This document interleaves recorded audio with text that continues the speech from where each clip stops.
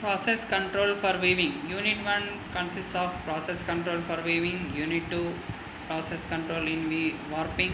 Unit 3 process control in sizing. Unit 4 process control in looming in process. And Unit 5 consists of defects, and Unit 6 consists of quality standards. Introduction.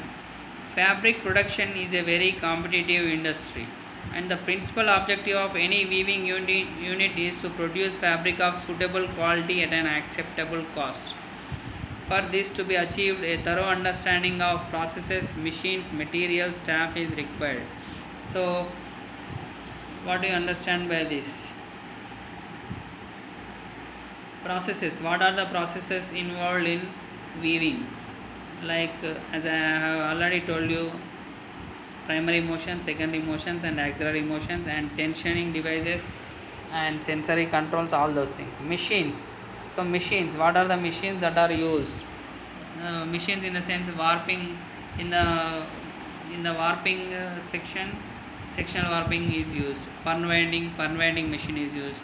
Materials, whether it is cotton, polyester, nylon, or blend, or whatever. Staff. So staff in the sense workers, whether the workers are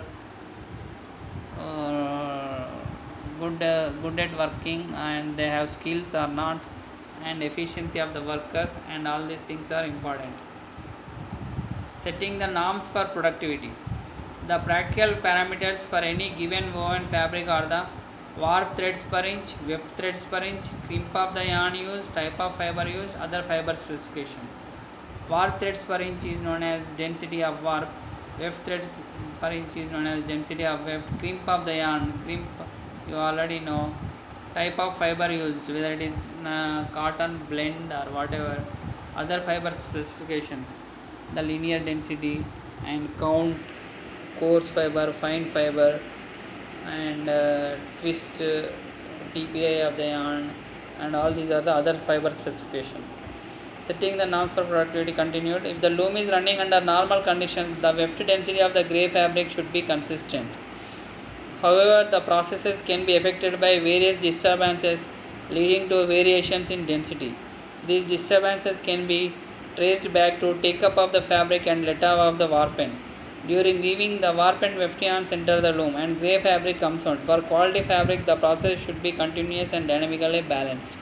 As I have told you in the previous class, take up and let off are the two primary factors in setting up the norms for productivity.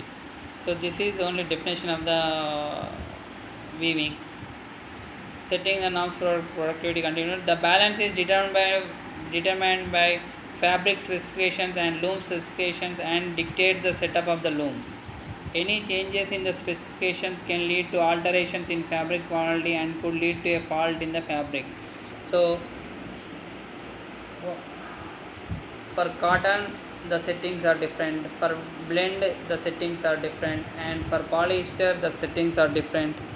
And loom specifications, fabric specifications, these dictate the setup of the loom, how the loom is set up for the production. It is therefore crucial that the appropriate conditions are maintained during weaving. In particular, the beat-up distance, the proper functioning of the beat-up mechanism, and the level of warp tension, maintaining the uniformity of picking speed and picking force. So, here we are talking about the primary important factors like picking speed, beat-up mechanism, warp tension, and appropriate humidity conditions. Setting the norms for productivity. You see this table, productivity and efficiency, that comes on the top, and process control, fabric specification, cost, production, and quality. Process control is affected by cost and production. So fabric specification increases the quality of the fabric. Factors affecting weaving productivity continued. So technical, human, organizational, these are the three categories which affect the productivity. In the technical part we see war brakes, weft brakes. So war brakes is again divided into yarn quality, yarn preparation, loom settings, atmospheric conditions. Again weft brakes are divided into loom settings, atmospheric conditions, condition of shuttle and pawns, build of the pawns. Human part consists of loom speed, loom conditions and settings. Work method, work practices, awareness, speed, knowledge, basic skill, speed, knowledge. So work practices, that means tying and knotting in procedures. So weft and weft stop motion, warp stop motion, stopping procedures. Whether the worker knows all the methods like green light, red light, yellow light, and awareness of the machinery stops, speed of the machine, speed of the worker, and knowledge of the looming process. Organizational part consists of weaver, away, and loom maintenance. In the loom maintenance, schedules, adherence to schedules, supply of spare parts, quality of spare parts. Loom maintenance, so maintenance is an important parameter in the production of the and efficiency of the loom.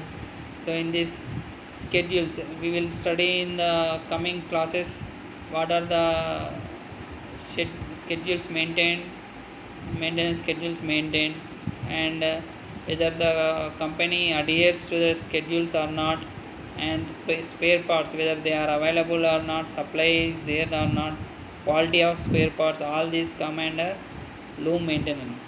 And coming to weaver's practices, again workload, whether the worker is allowed 10 looms, 20 looms, 30 looms, 40 looms. So that depends on the weaver away practices. So suppose if the weaver is given more number of looms, then there may be more stoppages of the loom, and there will be less production.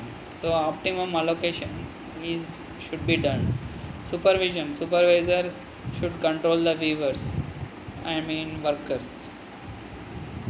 Ambient conditions, relative humidity and temperature conditions. So all these things are important. These three tables show that what are the primary factors. So organizational continued. Supply of weaver's beam and weft, planning, beam changes, practices, machine allocation, workload, labor unions, labor practices. So labor unions, labor practices, machine allocation, I have already told, workload. So these are some of the important factors in process control in weaving.